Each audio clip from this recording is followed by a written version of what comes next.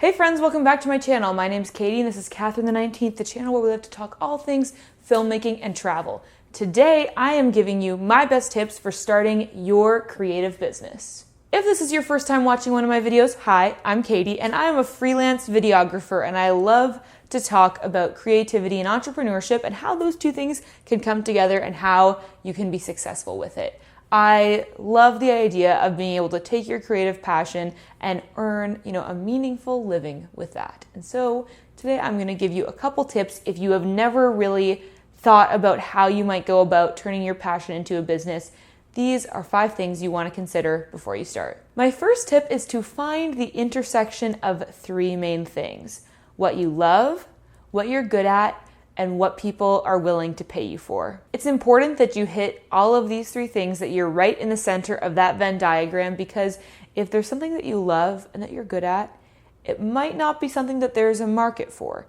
Or if there's something that you love and people are willing to pay for, but you just aren't really that good at it, then it might be hard to find clients. It can be difficult to make this self-evaluation because you do have to be a little bit harsh with yourself. Let's say, for instance, I love to sing, and it does seem like there's a market for music out there. Obviously, some people are making a living at it, but I'm not really that good at it, so nobody is gonna go listen to my SoundCloud tracks. So those are the kind of questions that you need to ask yourself. For me, those intersections met with video. I love making videos. I'm pretty good at it, and people are willing to pay for it. Businesses are looking for promotional videos. If you're in other niches of videography, there's always people looking to pay for wedding videos. There's lots of different things that you could do with it. The point is, those 3 things sort of came together for me there, but for you, it might be different. Maybe you're really good at hand lettering and people love buying hand lettered quotes on Etsy, and it's something that you love to do. So try to think about your kind of creative passion in that way. Number 2, it's important that you choose a niche and focus on it really closely. I know this can be hard to do. Listen, I really sympathize with you here if this is like the 15th time that you've heard choose a niche and you're like, but I can't do it, because I really feel that. This is my only advice to you. If you feel like you have a million passions and you're like, how do I merge all of these? The reality is that you probably can't, but it's okay. Because if you love a ton of different things, that means that there's always going to be something for you to pursue in this life.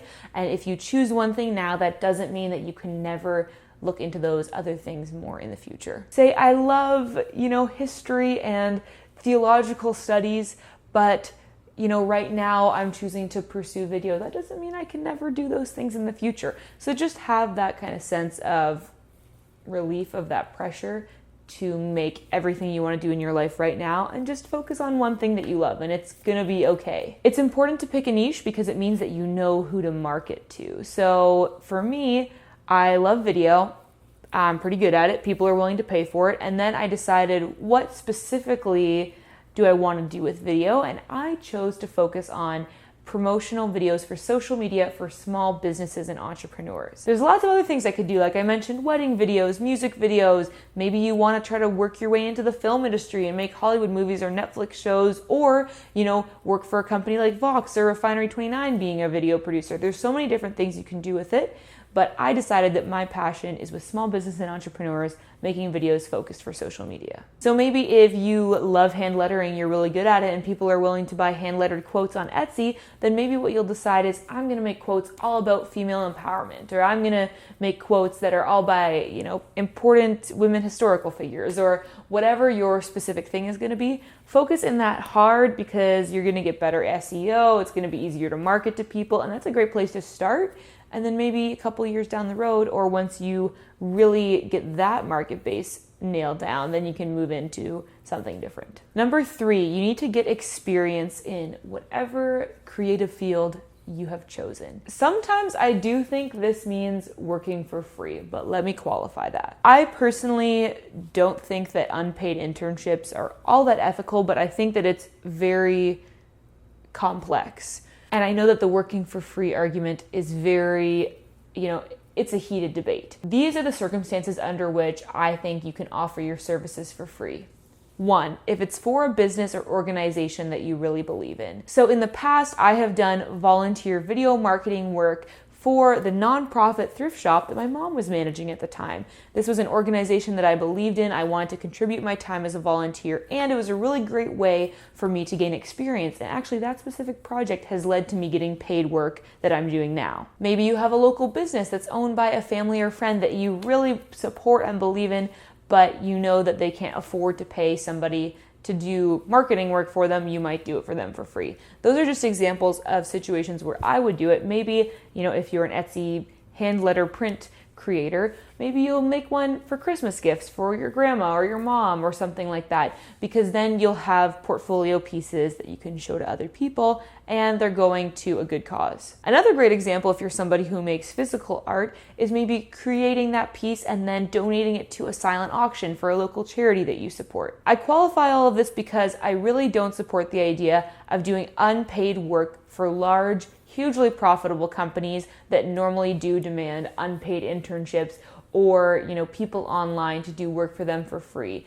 I know it maybe would look really prestigious to have work done for these major corporations, but I think that they can pay people, so they should. That's just my opinion on it, though. It's going to be up to your discretion. If you come across an opportunity that you can really see how it's going to lead to future paid work for you, then you'll have to decide if you want to take it or not. In general, though, I would say don't necessarily go around offering free or super discounted work to the general public, because people in your industry might start to get frustrated with you because you're kind of cheapening the product. Let's take this to the realm of wedding photographers, where I have a lot of friends and family who have been wedding photographers, so I kind of am familiar with that world. It can be really frustrating to wedding photographers when a new wedding photographer comes on the scene and is like, I'll shoot your wedding 12 hours, just $100. That's like, whoa, what are you doing? Because the problem is it gives the general public,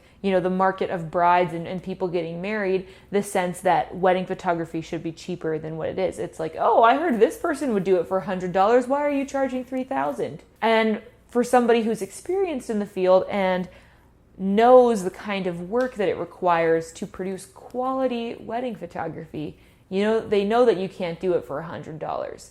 So if you are trying to get into the field of wedding photography, if we're continuing with that example, instead of just widely offering to all your Instagram followers that you'll shoot their wedding for $100, why don't you approach your cousin or your friend and say, hi, I'd really like to get some experience taking wedding photos. Do you think that I can do that for you? And make sure that if they have hired a photographer, that they're okay with it. You don't want to get in the way of somebody who they have actually paid to do it. Or like another great way to slowly work into that field is doing family photos, because it's a lot more low key, a little bit more organized, less hectic, and you can do that with your family members. Either way, the name of the game is get experience so that you have a portfolio to show future clients.